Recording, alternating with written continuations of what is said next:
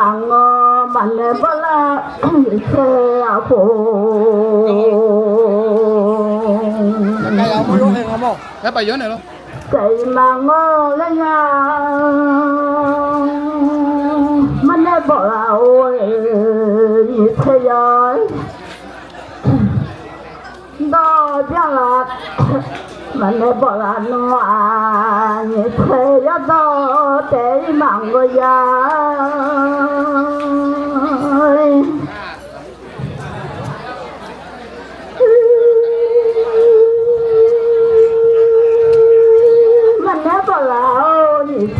하고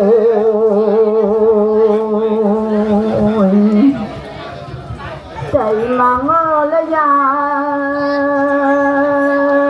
태웠다 내오고 나 너로 말차 너라 미안해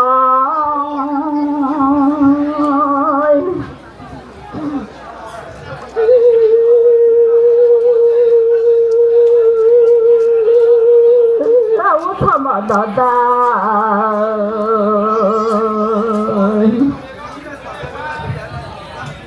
아야 장아 우리가 패터 터마다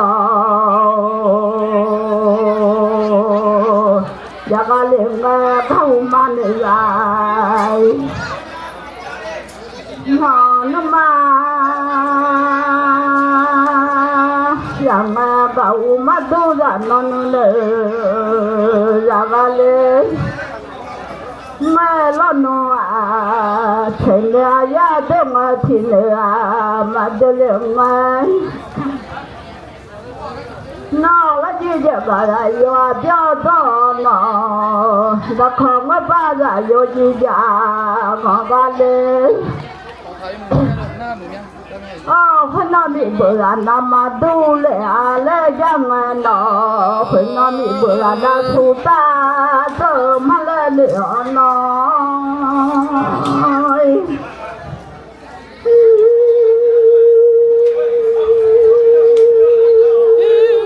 lửa là na thu ta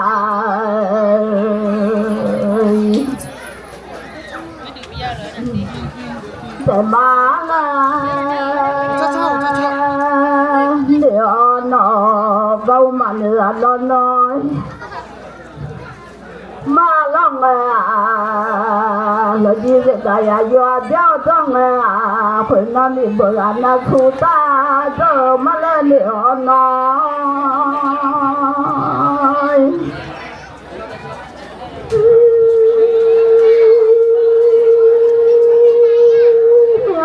ba gần là thu tài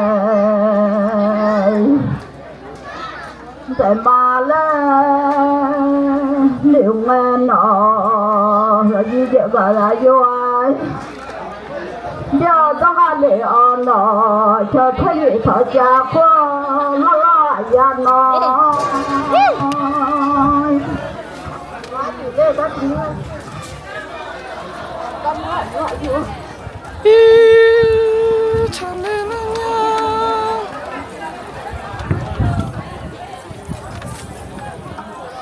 na mừng nha chạm nhá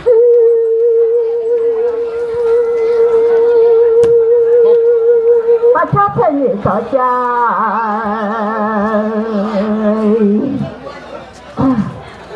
của lọ ba lệ phải nói sao về phải cứ tất nhiên là nó mãi sai và phải cứ tất nhiên là nó dùng khá lâu rồi là thôi gì mang mà tu mưa là đừng ơi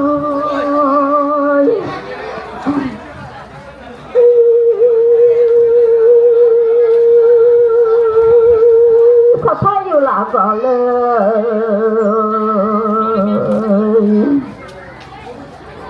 thì mà lên đường cho tao tôi cho tao tôi đã lo ya nó cho thêm những đồng đó lo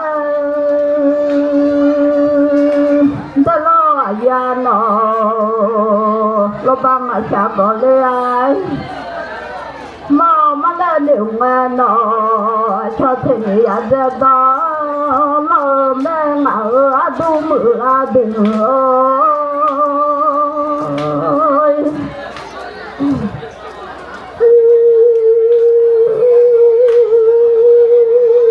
ta có lẽ mà lên nếu nghe nó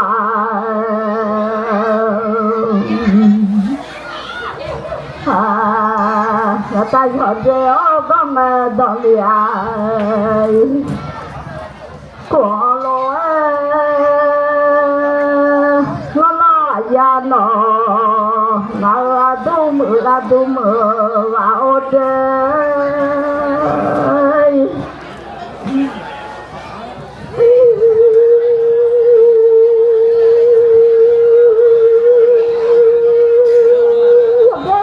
rồi lo cái gì ăn ngay là giống quá khá liệu với loài chỗ gì mà đi nó mai chịu khai rồi gì mai như lệ lo nọ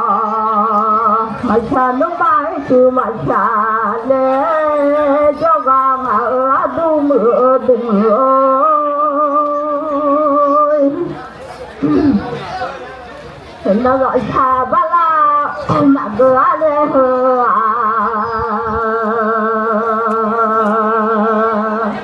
hờ phụ ta ra như rồi cha ba la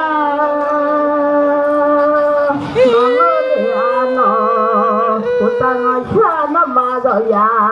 lối nó mà nó để nó hồi chỉ là già tao cứ lối bác à là thế cho phát xem này đi hồi chỉ là già tao cứ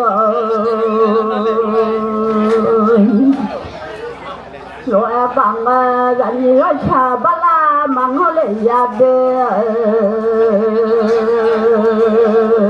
đưa ra như rồi cha ba la mà nó lấy ra nó gần như rồi cha nó mà rồi già mai nó để nó có chỉ là già đó cứ lối bác bác này hơi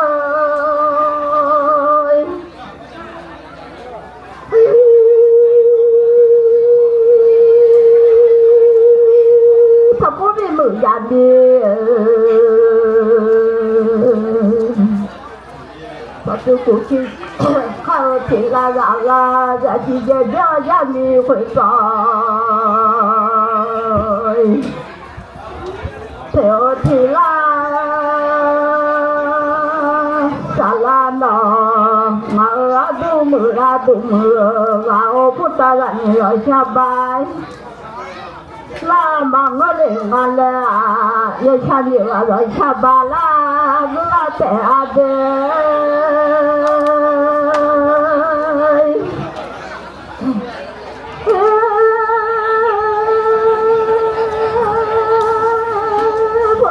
cháu nó mà rồi à mà ngờ mà lên như vậy rồi cha nó mà rồi à cứ ra trẻ ai lên nó mà nó thôi ra gì mà để là bỏ lệ nó đi mà cha thì là mà bỏ lệ để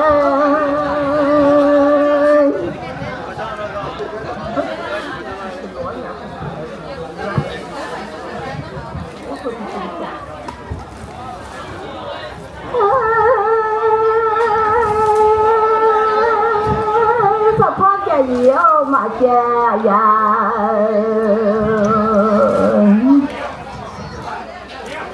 bỏ lẽ ăn đi có mà cha thì già mai